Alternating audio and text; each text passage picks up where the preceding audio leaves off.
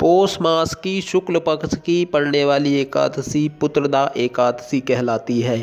आज हम आपको पुत्रदा एकादशी की कथा सुना रहे हैं, सो ध्यान से सुनो। जय श्री कृष्ण वासुदेवाय नमो नमः।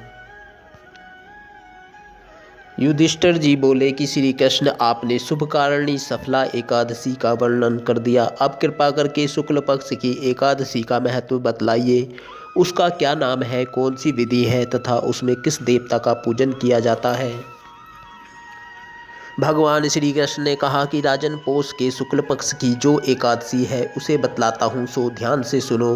महाराज, संसार के हित की इच्छा से मैं इसका वर्णन करता हूँ। राजन, पूर्वोक्त विधि से ही यत्नपूर्वक इसका व्रत करना चाहिए। इसका नाम पुत्रदा है। यह सब पापों को हरने वाली उत्तम तिथि है। समस्त कामनाओं तथा सिद्धियों के दाता भगवान नारायण इस तिथि के अधिदेवता हैं। चराचर प्राणियों सहित समस्त त्रिलोकी में इससे बढ़कर दूसरी कोई तिथि नहीं है। पूर्व काल की बात है कि भद्रावतीपुरी में राजा सुकेतुमान राज्य करते थे। उनकी रानी का नाम चंपा था। राजा को बहुत समय तक कोई वंशधर पुत्र नहीं प्राप्त हुआ, इसलिए दोनों पति पत्नी सदा चिंता और शोक में डूबे रहते थे। राजा के पितर उनके दिए हुए जल को शोकोच्छ्वास से गर्म करके पीते थे। राजा के बाद और कोई ऐसा नहीं दिखाई देता जो हम लोगों का तर्पण करेगा, यह सोच सोचकर पितर दुखी रहते थे। एक दिन राजा घोड़े पर सवार हो गहन वन में चले गए। पुरोहित आदि किसी को भी इस बात का पता न था। मृग और पक्षियों से सेवित उस सघन कानन में राजा भ्रमण करने लगे। मार्ग में कहीं सियार की बोली सुनाई पड़ती थी तो कहीं उल्लुओं की। जहाँ तहाँ रीछ और मृग दृष्टिगोचर हो रहे थे। इस प्रकार घूम घूम कर राजा वन की शोभा देख रहे थे। इतने में दोपहर हो गया। राजा को भूख और प्यास सताने लगी। वे जल की खोज में इधर उधर दौड़ने लगे। किसी पुण्य के प्रभाव से उन्हें एक उत्तम सरोवर दिखाई दिया, जिसके समीप मुनियों के बहुत से आश्रम थे। शोभाशाली नरेश ने उन आश्रमों की ओर देखा। उस शुभ की सूचना देने वाले शकुन होने लगे। राजा का दाहिना नेत्र और दाहिना हाथ फड़कने लगा, जो उत्तम फल की सूचना दे रहा था। सरोवर के तट पर बहुत से मुनि वेद पाठ कर रहे थे। उन्हें देखकर राजा को बड़ा हर्ष हुआ। वे घोड़े से उतरकर मुनियों के सामने खड़े हो गए और पृथक पृथक उन सब की वंदना करने लगे। वे मुनि उत्तम व्रत का पालन करने वाले थे। जब राजा ने हाथ जोड़कर बारंबार दंडवत किया, तब मुनि बोले कि राजन, हम लोग तुम पर बहुत प्रसन्न हैं।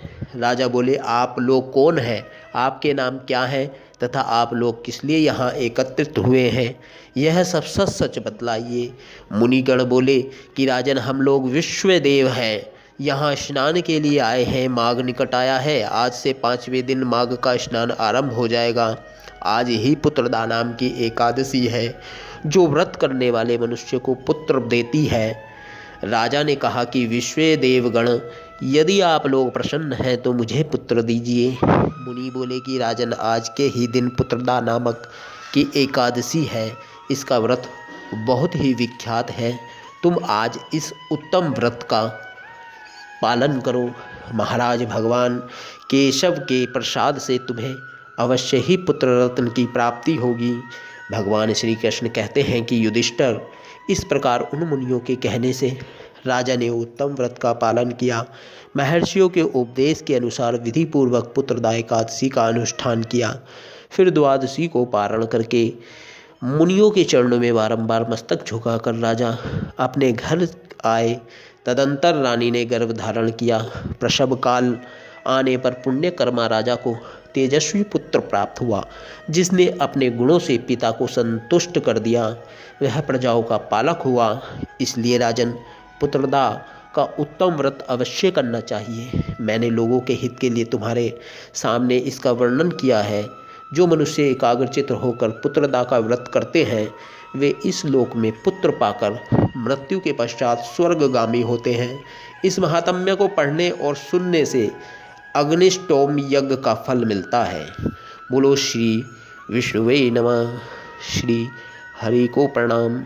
जय श्री कृष्ण।